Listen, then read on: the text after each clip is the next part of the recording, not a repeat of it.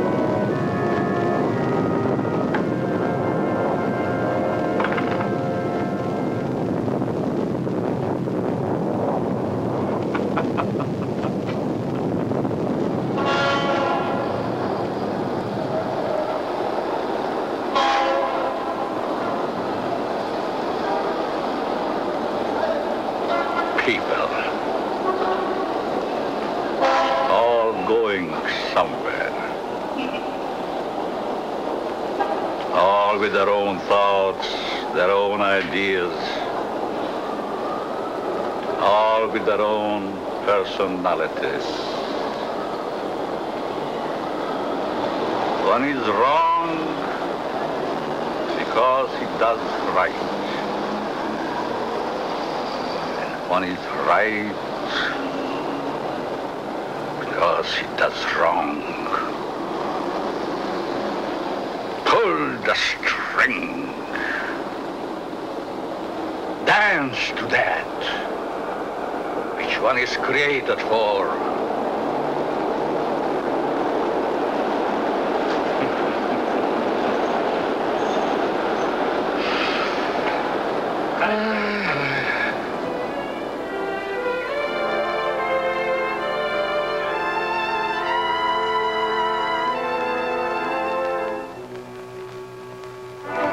A new day is begun.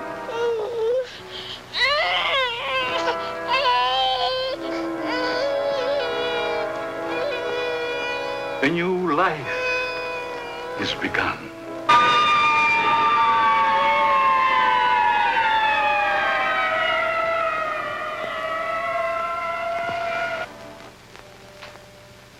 A life is ended.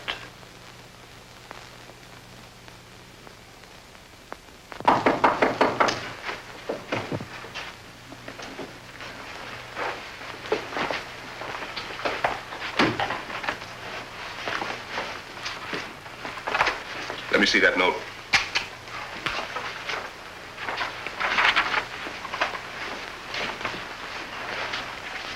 The records will tell the story. I was put in jail recently. Why? Because I, a man, was caught on the street wearing women's clothing. This was my 4th arrest for the same act. In life, I must continue wearing them. Therefore, it would only be a matter of time until my next arrest. This is the only way.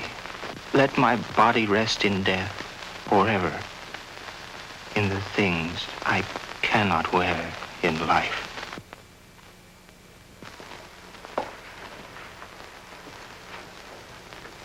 Inspector Warren is here to see you, Dr. Alton.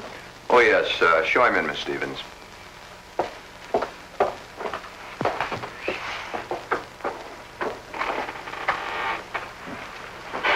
Inspector? Doctor? Sit down.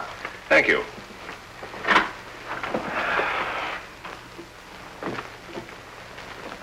You're a very busy man, Dr. Alton, I know. I appreciate this time you're giving me. Business or pleasure, Inspector? In a way, business. From policeman to inspector, 20 years of it. I guess I've seen everything there is for a policeman to see. Yet I wonder if we ever stop learning. Learning about which we see. Trying to learn more about an ounce of prevention. I'm a man who thrives on learning. We only have one life to live. We throw that one away. What is there left? Doctor, I'm hoping to learn something from you. And with that knowledge, maybe save some human from a fate which I just witnessed a few days ago. A 4-time loser. This type of case comes to me as well as yourself many times during the course of 1 month. The suicide? The suicide. Most of us have our idiosyncrasies. This fellow's was quite pronounced. Yes, but I wonder if it rated the death warrant it received. I don't think so. Well, that's why I'm here today, Doctor. What do we do about it? I've always heard you to be a hard-hearted policeman, Inspector. Isn't that what's thought of most policemen? The laws are written. The policeman is hired to see that those laws are enforced. We have a job to do. As in most jobs, there's always somebody who doesn't want that job to be done. In most factories today, the employer has put up suggestion boxes. Even the employer needs advice once in a while. I think in the case that we're referring to, I need advice. Maybe it shouldn't have happened as it did, but it did. Perhaps the next time we can prevent it. Let's get our story straight. You're referring to the suicide of the transvestite? If that's the word you men of medical science use for a man who wears woman's clothing, yes. Yes, in cold, technical language, that's the word. As unfriendly and as vicious as it may sound. However, in actuality, it's not an unfriendly word, nor is it vicious when you know the people to whom it pertains. Would the sex operation do these people any good? I understand you were quite prominent in a case that hit the headlines a few weeks ago. In some cases, yes, others, no. Well, the papers certainly had a field day with that one. Strange as it may seem, even though it was a field day, as you so aptly put it, it's not a new story. Sex change has been performed many times. Those whose sex can be changed, they're the easy ones. But what of those who so desperately want to be of the opposite sex, yet can't change their sex? Such as was the case with Patricia, the suicide. I'd like to understand this, Doctor, as best you can tell me. You can only fully understand the sex change by taking two entirely different cases.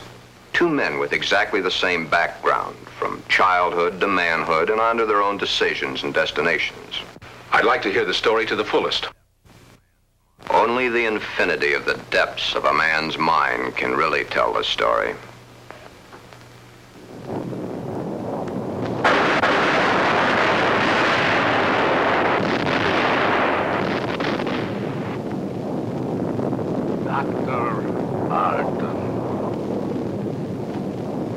A young man, though he is, speaks the words of the All-Wise. No one can really tell the story. Mistakes are made. But there is no mistaking the thoughts in a man's mind. The story is begun.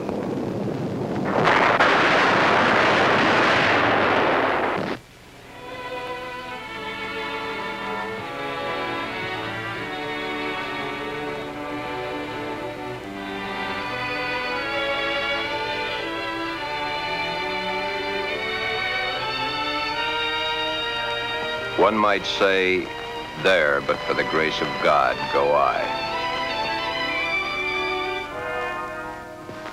Why is the modern world shocked by this headline? Why? Once, not so very long ago, the people of the world were saying, airplanes. Why, it's against the Creator's will. If the Creator wanted us to fly, he'd have given us wings. but we fly. Maybe some of you may still remember an even sillier remark. Automobiles? Bad. They scare the horses. If the Creator had meant for us to roll around the countryside, we'd have been born with wheels. Silly? Certainly. We were not born with wings. We were not born with wheels. But in the modern world of today, it's an accepted fact that we must have them. So we have corrected that which nature has not given us. Strangely enough, nature has given us all these things. We just had to learn how to put nature's elements together for our use, that's all. Yet, the world is shocked by a sex change. If the Creator had wanted us to fly, he'd have given us wings. If the Creator had meant us to roll around the countryside, we'd have been born with wheels. If the Creator had meant us to be boys, we certainly would have been born boys. If the Creator had meant us to be born girls, we certainly would have been born girls. Are we sure? Nature makes mistakes. It's proven every day. This person is a transvestite, a man who is more comfortable wearing girls' clothes. The term transvestite is the name given by medical science to those persons who wear the clothing of the opposite sex. Many a transvestite actually wishes to be the opposite sex. The title of this can only be labeled Behind Locked Doors. Give this man satin undies, a dress, a sweater, and a skirt, or even the lounging outfit he has on, and he's the happiest individual in the world. He can work better, think better, he can play better, and he can be more of a credit to his community and his government because he is happy. These things are his comfort. But why the wig and makeup? He dares to enter the street dressed in the clothes he so much desires to wear, but only if he really appears female. The long hair, the makeup, the clothing, the actual contours of a girl. Most transvestites do not want to change their life, their bodies. Many of them simply want to change the clothing they wear to that is worn by the opposite sex. Glen is engaged to be married to Barbara, a lovely, intelligent girl. Those fingernails have got to go. You know, I didn't realize they're as long as they are. My goodness, they're almost as long as mine. Maybe even prettier. We'll have to paint them sometime just for the fun of it. We'll trim them. That's for sure. You know, honey, you've invited me to dinner so many times in the last couple of months. It's almost like we're married already. I wish we were, darling. It's been a long year. For both of us. But now, my studies are through, college is concluded, and I'm free at last. Free? For the time being. Huh? Oh. How about joining me for an after-dinner drink? The living room? Mm-hmm.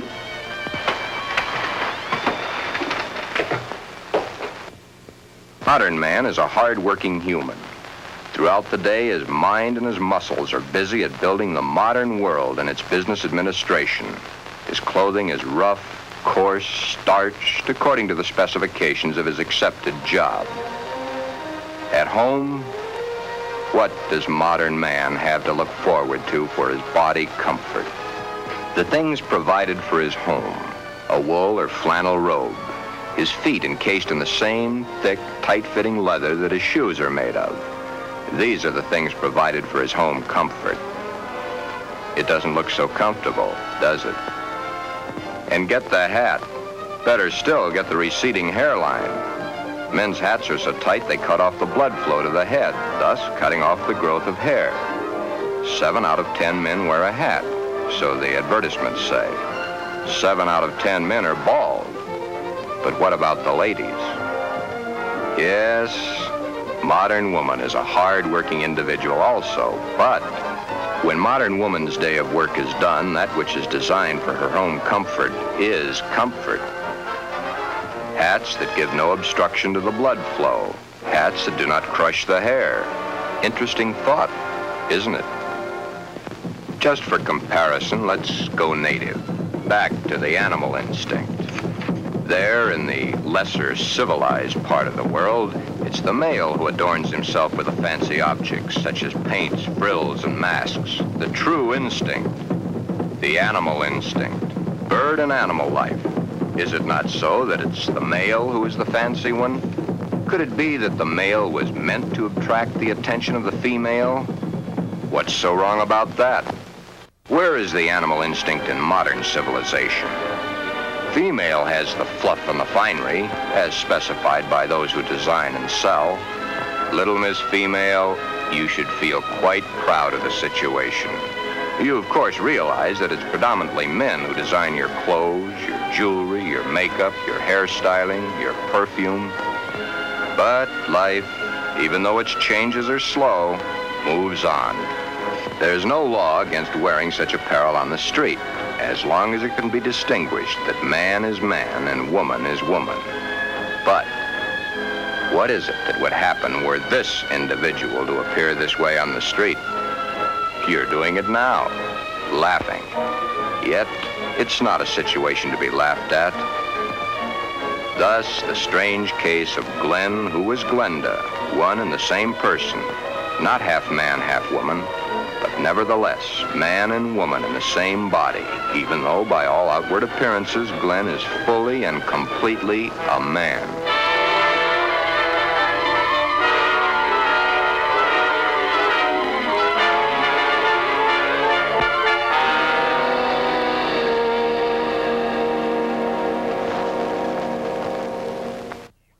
Sister, let me borrow her dress. You want to borrow your sister's dress? What for? I want to wear it to the Halloween party. There are names for boys who go around wearing girls' clothes. Oh, don't be silly, darling. You go ahead and wear your sister's dress, Glen. You always did look much better as a girl than you do as a man. Glen did wear the dress to the Halloween party. He even took first prize.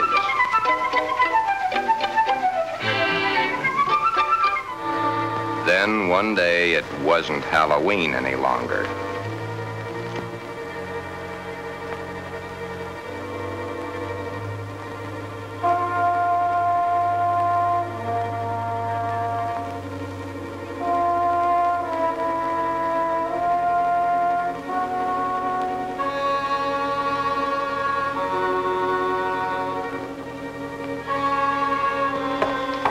I wish I had the sight into such things to be able to advise you, Sheila.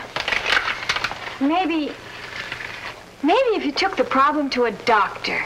It's Glen that needs the doctor. But when things like this go wrong with someone so close and in your own family, it's so hard to believe. It's not really hard to believe. It's just hard for you to accept. Well, of course it's hard for me to accept. Suppose I were to come home with Roy or one of my other boyfriends some night and find Glen like I did last night. Yeah, that would be hard to explain. That's the understatement of the year. Just how does one go about introducing your friends to your brother when brother's wearing your best sweater and your skirt and makeup to boot?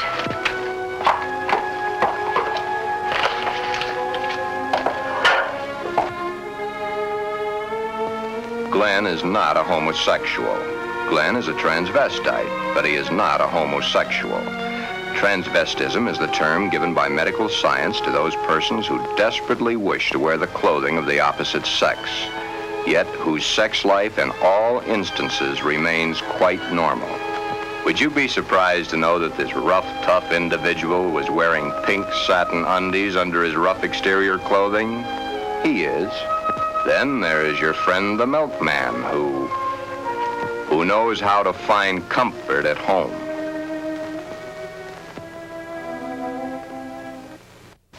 I can't stand it any longer. He wears all my clothes. Nothing is sacred to him, even my briefs. He has every one of my sweaters stretched out of shape. Of course, he has always replaced them, but then they didn't last long either.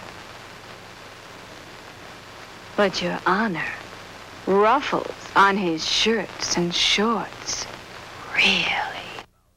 Glen and all the hundreds of thousands of other Glens across the nation face quite a problem. Glen is engaged to be married to Barbara, a lovely, intelligent girl. The problem? Glenda, Glen's other self. The girl that he himself is, his other individual personality. You look tired tonight, Glen. Yeah, I guess I am. It's been a long day. Have you seen the paper yet? No, what? It's headlines. A man had his sex changed to a woman. Isn't that a strange case? I wonder how some people's mind works. Well, some people aren't happy the way they are. I suppose so, but to change one's sex, that's a pretty drastic step to take. If it's the only way, I'm for it. I wonder what I would do in a case like that, if I were in the mental turmoil that person went through. Or if I suddenly realized that something was mentally wrong with you. Ooh, it's hard to visualize. Here we are, two perfectly normal people, thought to be married and lead a normal life together. And there's this poor fellow who never could have been happy if it wasn't for modern medical science. Our fourth term in psychology explains a lot of the facts, but I'm afraid the end of study is only the beginning of reality. Glen's problem is a deep one, but he must tell her soon. She's begun to notice things, his nails, his eyes when he looks into a ladies' store window. So many of the little things that are hard to hide. Soon she will realize. Then there was the time Barbara was wearing the sweater Glen had always wanted to feel on his own body. It was becoming an obsession to him. He must have it. What's the matter, Glen, darling? I guess I was daydreaming. Something seems to be troubling you. Why don't you tell me? It's nothing. Once, long ago, just after we started going steady together, we promised we'd never lie to each other. Are we gonna start now, just because we're engaged to be married? It's just that... Oh, Barbara, it's nothing. That little sleep won't cure. It's been an awful long day. It's more than that. Come on, tell me, darling. Who knows? Maybe I can help. That's just it. You could. Then something is troubling you. Yes. Do I have a right to know? You have a right to know. But let's just say for the moment that I'm afraid to tell you. I'm afraid I'd lose you. Nothing could be as bad as all that. I love you and you love me. And nothing in the world can change that. I hope not. I really hope not. Glen, is it another woman?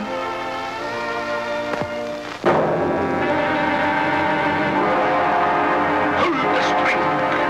Hold the string! A mistake's made.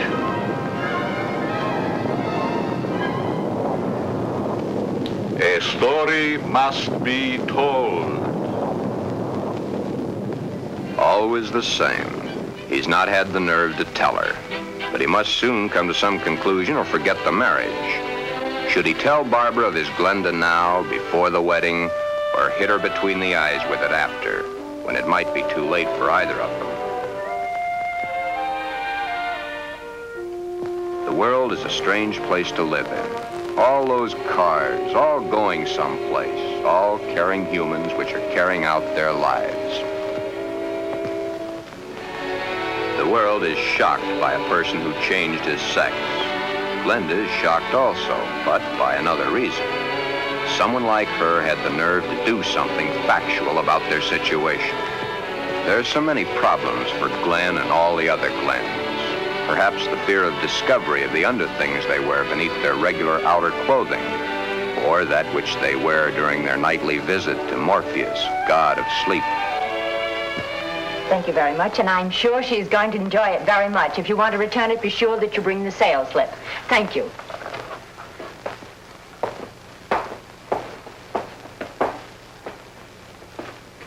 Can I help you, sir?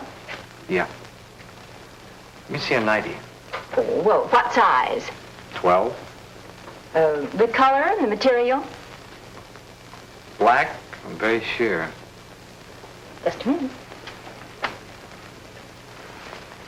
Well, we have this here. Would you like that? Something like this? Has lace? Yeah. Perhaps he admires the material too long. You can see how sheer the material really is. Yes.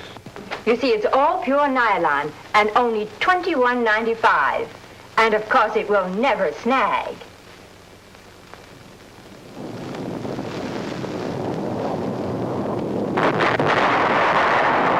But Glen and Glenda and all the Glens and Glendas have an even bigger problem.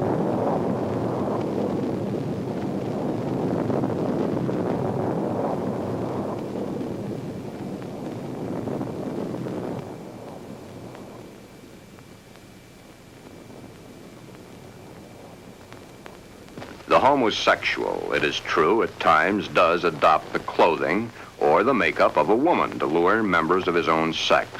But this is not so for the transvestite. The transvestite is not interested in those of their own sex. The clothing is not worn to attract the attention of their own sex, but to eliminate themselves from being a member of that sex.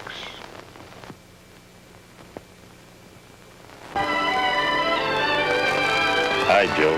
Hiya, Jack. Monday again. You know, I think Monday is about the worst day of the week.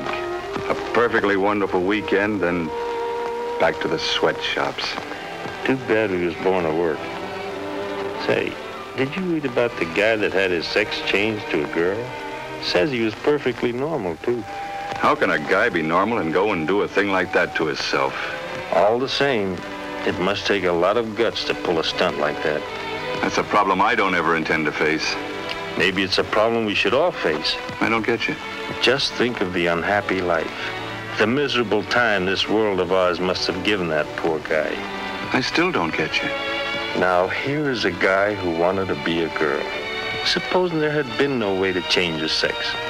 You sound as if you're really head up on this thing. I guess I am. Do you realize what would happen if every man in the country that wanted to wear women's clothes or felt like a woman went to their doctors and wanted a sex change? Of course. That's why I say perhaps society should be a little bit more lenient with them. Maybe society should try to understand them as human beings.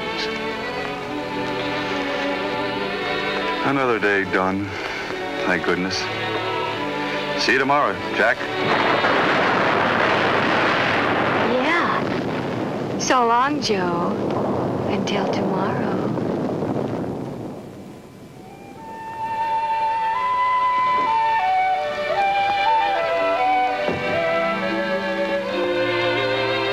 Hi, Glen. Hi, Johnny. Come on in and hit it right for the kitchen. I can't let that dinner burn. You know, I thought I was going to have to eat alone tonight. Well, you probably will because I've already eaten.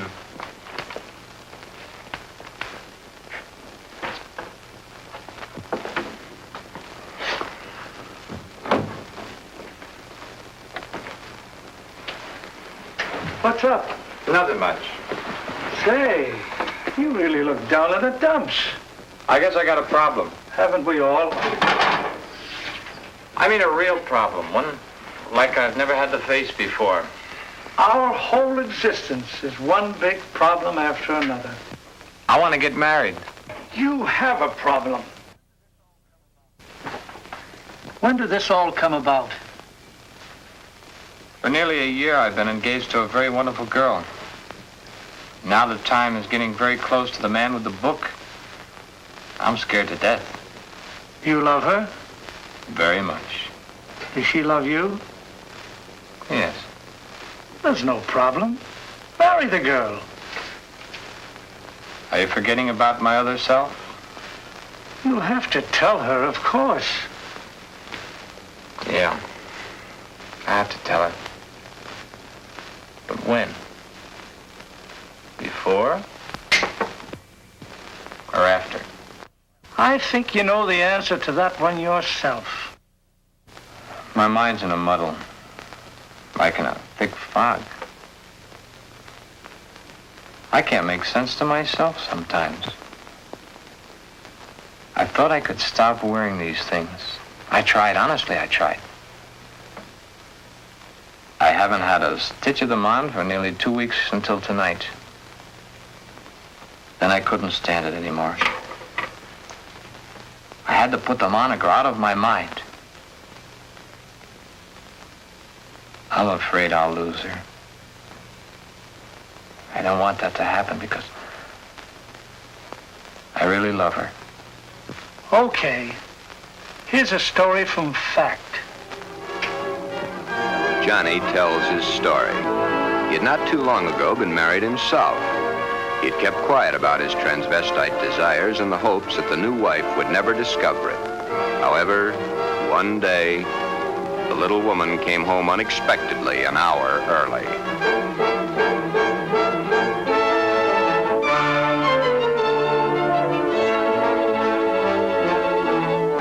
That marriage ended here.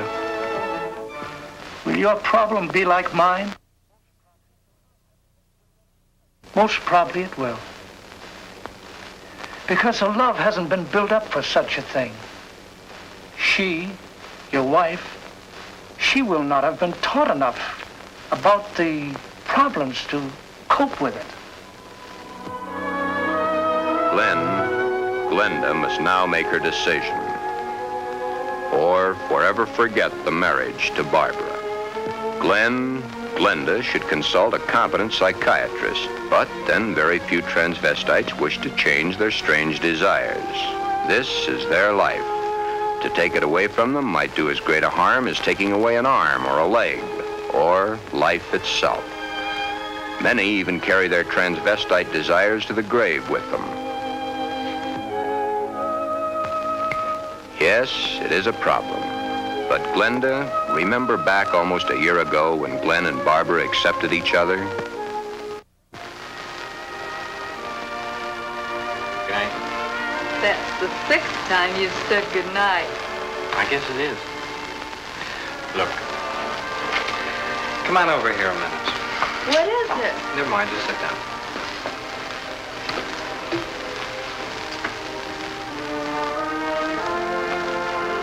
Oh, I was beginning to think you'd never get around to it. Did you mean you will? What do you think?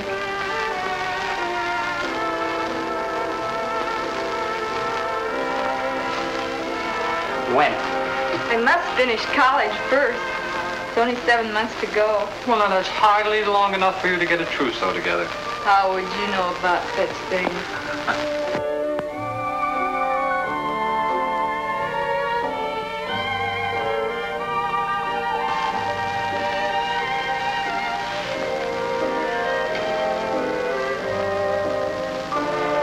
Glen, what's the matter?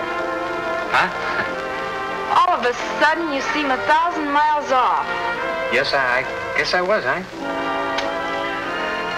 That's a mighty pretty dress you're wearing tonight. I wear my best to please you. You know, when you look at me, you just tie me in knots. I love to tie you a knot.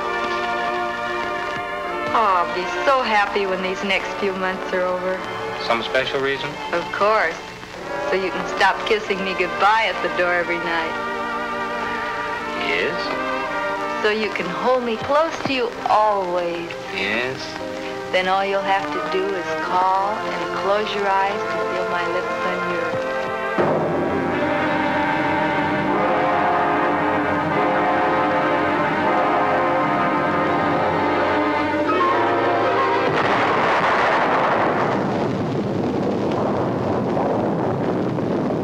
Beware.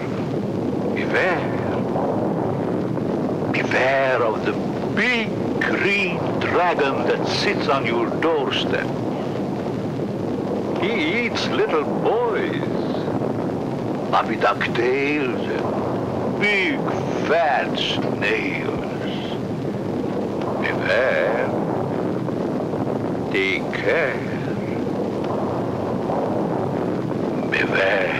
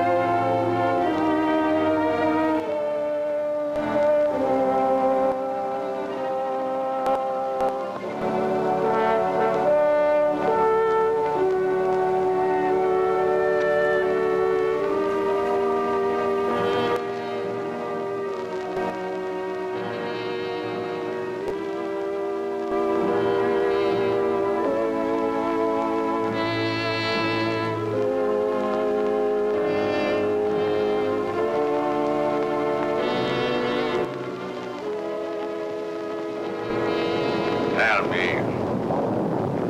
Tell me, dragon. Do you eat little boys? Puppy duck tails and big fat snails?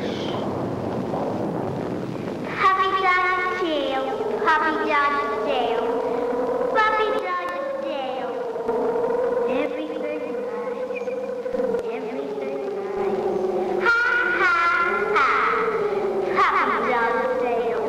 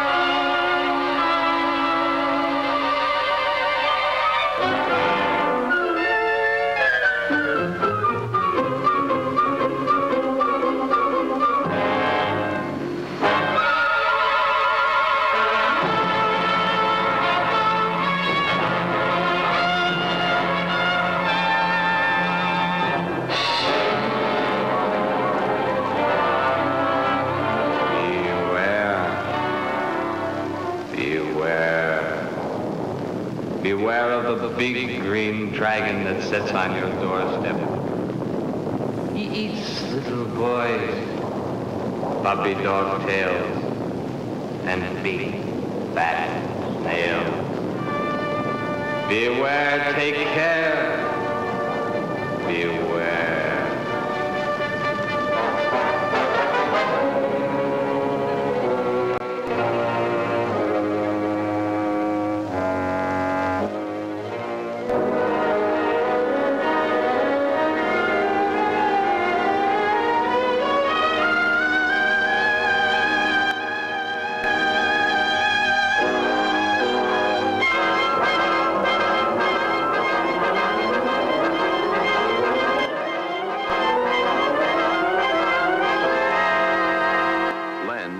Glenda has made the decision. Glen has decided to tell Barbara of his dual personality. To tell her of the nighties and negligees, the sweaters and skirts, the robes and dresses, the stockings and the high-heeled shoes, the wig and the makeup. All that goes to make Glen into Glenda. He tells Barbara he cannot cheat her of the knowledge that she, as his fiancée, should possess. All the facts. He tells her softly, hurriedly at first, then slowly as he becomes more technical. His hands move to caress the smooth material of her Angora sweater, which he has so long and so desperately wanted to put on his own body. He tells of this to her, and she looks to the sweater and to his hand. Then, when it is all over and that much of the story he knows is told, Barbara is not sure of her own thoughts. That's about it, darling. I wanted to tell you for a long, long time, but just couldn't bring myself to do it. I've been too much afraid of losing you.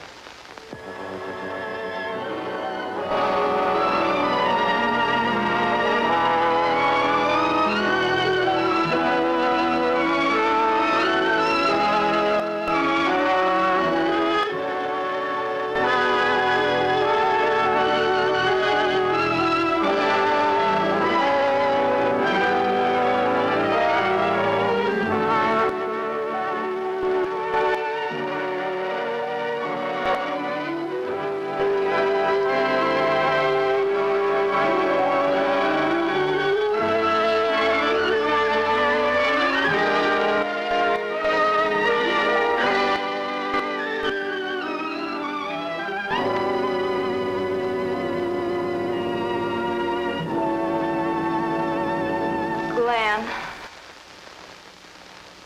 I don't fully understand this, but maybe together we can work it out.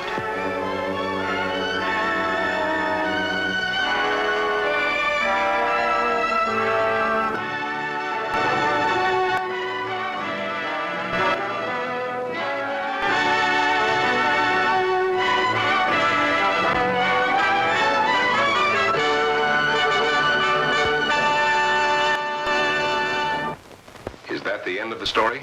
Not quite. I'll get back to it in a minute. Glen's case is really the lesser advanced type cases. The second case is an extremely advanced one. However, I'll get to that in a moment. First, you must realize that the world over has its own particular problem.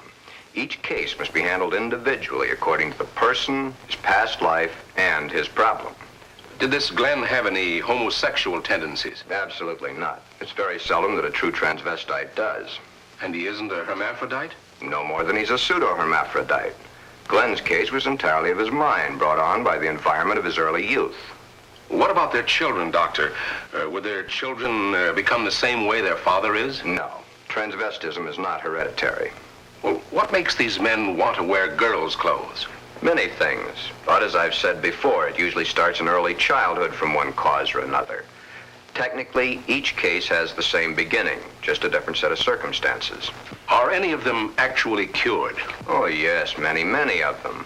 Once the source of supply is found, it can be stopped, unless the patient refuses to cut off that source of supply.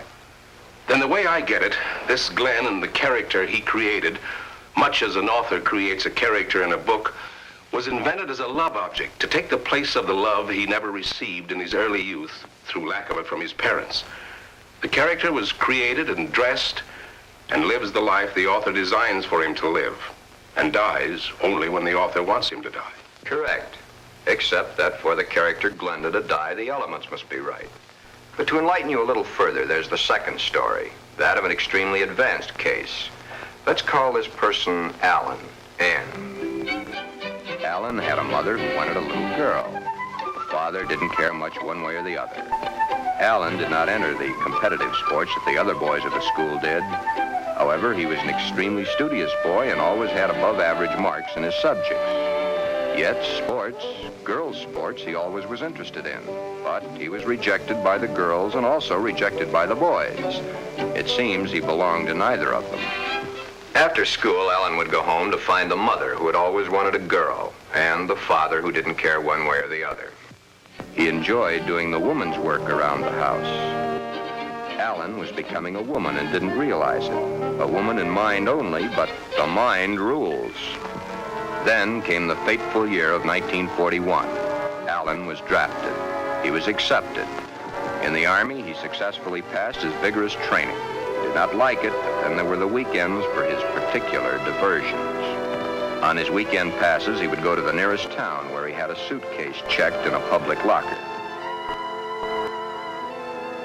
In the suitcase, he had the things he loved to wear, that which made his body appear to be what his mind believed it was.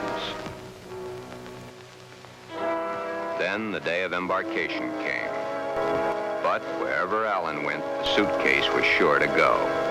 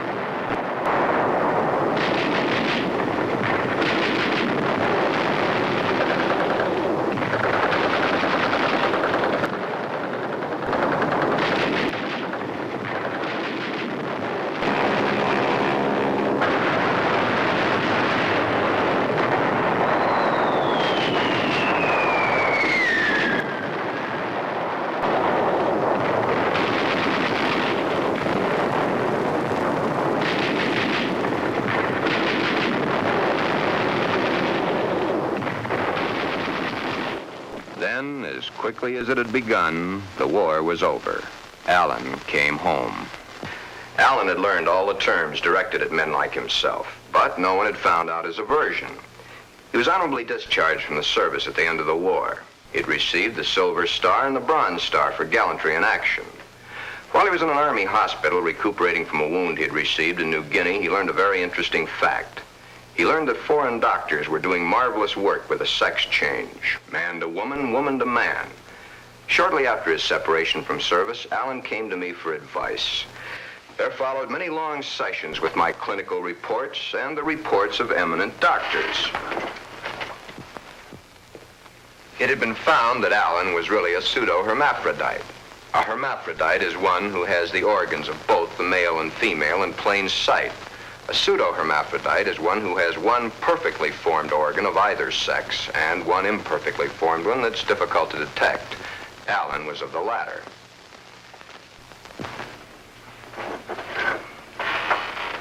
Alan was then given his choice. That which nature had given him was a mistake. It was up to us to correct that mistake one way or the other. Alan had to decide whether he wanted to become a man or she wanted to become a woman. Both were completely possible. Small boned, fair of complexion, his hair thin like a woman's, his body slim, hips slightly girlish. It was easy to see his decision, along with the fact that he had been brought up from early childhood to believe that a woman was the thing to be. Alan decided to become a woman. This, after all the help I could give him, was only the beginning. During the following 2 years, he was to go through the tortures of the damned. But never was there a whimper from him because he knew that at the end of it all, he would at last be that which he had always dreamed. Hundreds of hormone shots were injected into various parts of his body. Alan's face was worked on with plastic surgery to smooth out the female elements. Long, tedious hours of work. The big day, or the starting of many big days, for it was to take many. The series of operations are performed slowly and at intervals to prevent any unnecessary shock to the nervous system. Still, the hormone shots continue. Day after day, week after week, month after month.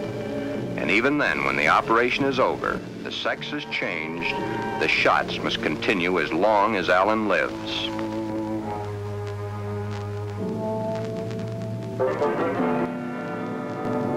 First, the breasts are brought out. The body of the woman within begins to appear now.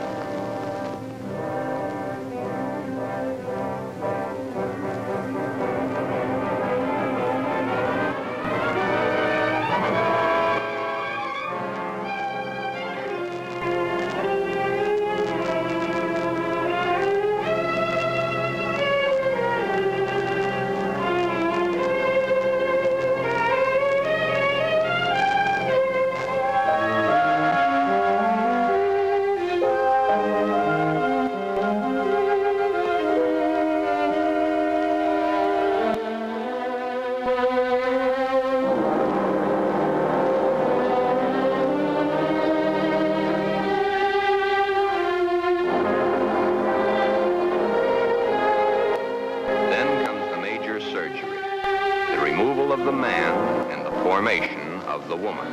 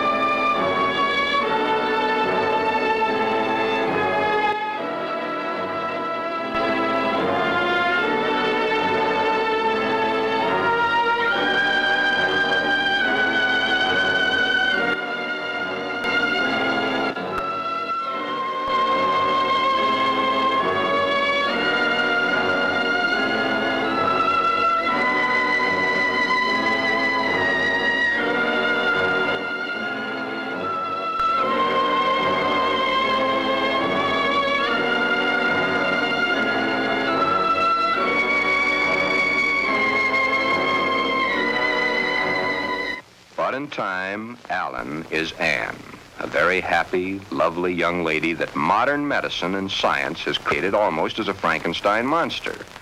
The newspapers heard of it and hit the story with their usual fullness. If papers had not gotten hold of the story, it would have gone untold, unnoticed as so many others in medical history. The sex change has been performed hundreds of times. However, right here in this particular sex switch, it's not the end. Acting the woman and being the woman are two entirely different things. Alan had all his life acted the part of the woman. Now he is that woman and must learn how it's done. Anne must learn how to do her own hair, how to make the correct styling for her facial contours. The proper walk must be adopted. A lady is a lady, whatever the case may be. Continuing my own psychiatric treatment, it was my duty now to explain to Anne the duty of a woman in her sex life.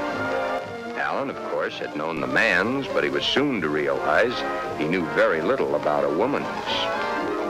Yet, through it all, Anne loved every minute of it. Anne was indeed meant to be a woman, and now that the sex change had been completed, Anne was a very happy woman, and a woman who was eager to learn, and now was accepted by society.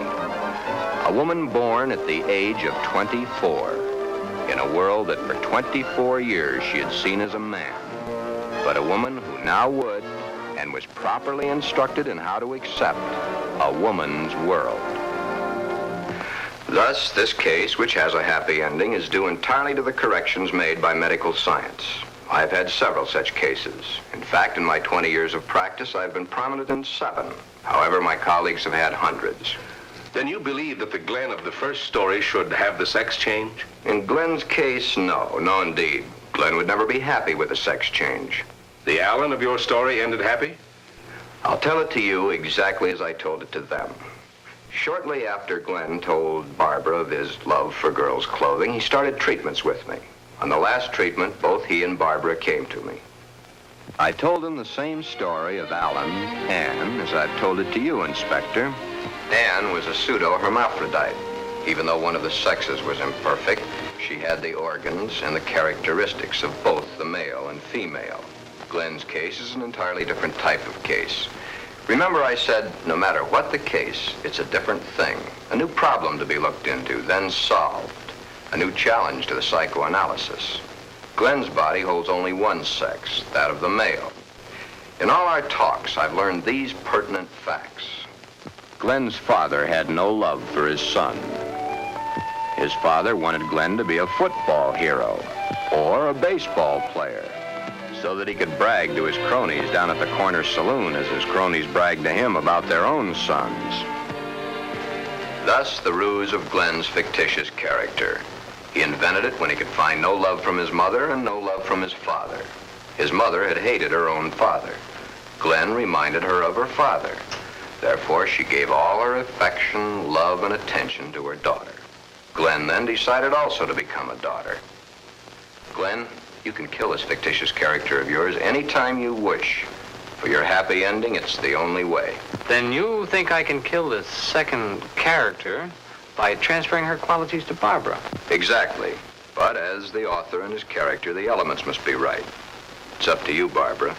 You must take the place, give the love, and accept the facts that Glenda has always accepted.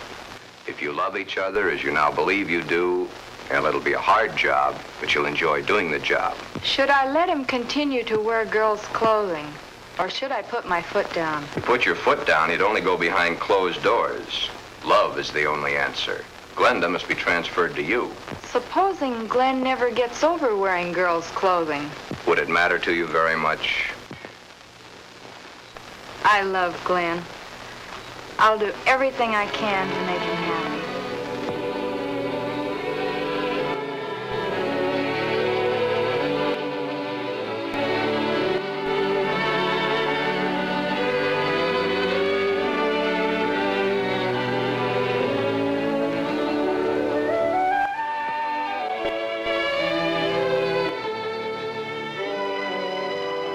The end is only the beginning.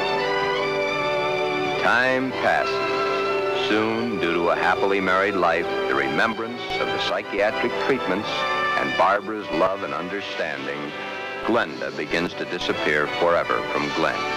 Glen has found his mother, his little sister, his wife, and his Glenda all in one lovely package.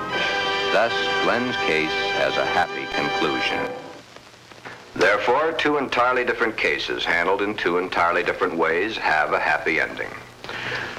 Yeah, those two. But what of the hundreds of other less fortunate Glens the world over?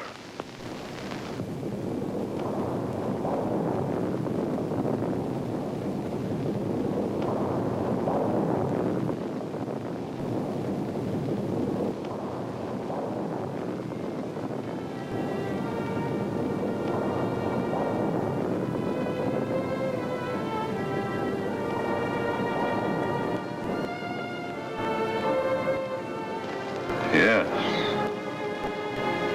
But what of the others?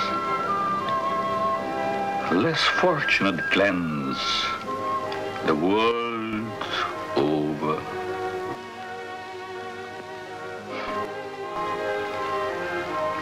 Oh, snips and snails and puppy duck.